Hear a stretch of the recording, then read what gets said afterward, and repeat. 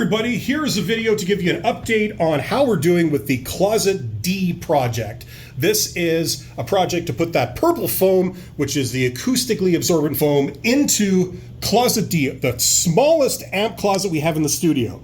And as you can see, we got this huge mountain of foam here. All this purple foam is actually going to go in there in a sort of hard to believe kind of way. And this video is going to show you some of the techniques and some of the tools that we're using in case you want to do this for your own project. So let's go. Okay, so here we are in the closet. As you can see, we got the 2-inch foam on the wall. And the first thing I wanted to explain was the tools we used to do this.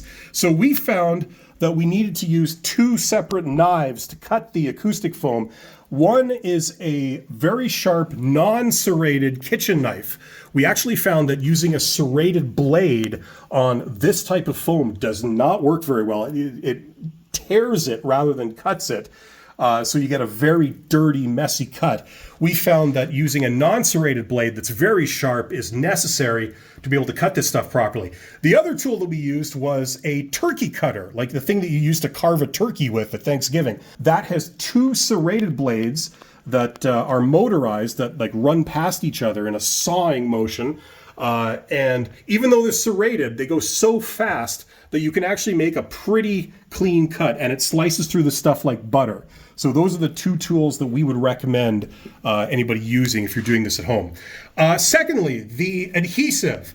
We've been through a bunch of different adhesives. Different adhesives have been recommended from manufacturers, but this is the kind that we found is the best, the 3M90. And this will stick the foam to the wall, no problem. It won't fall off the wall or anything like that. The drawback with this stuff is that it stinks like hell. You need to use this in a well-ventilated area. There are health concerns with the off-gassing with this stuff. But assuming that you have got plenty of good ventilation, this stuff is the stuff to go with. So that's what I'd say there. Right down at the bottom there, it's all very well to stick these panels to the wall, but as you can see, you sometimes need to cut holes in them and do a bit of finer work there. So that's where the hand knife comes in. As you can see for the outlet there, getting a nice clean cut around it. So we're going to be showing you more of those as we go. And as I mentioned, this is the 2-inch pyramid foam. We normally work with 4-inch. Every other place in the studio is got, for sound blocking, it's got 4-inch pyramid foam. So that's what we're putting on the ceiling and the door and everything.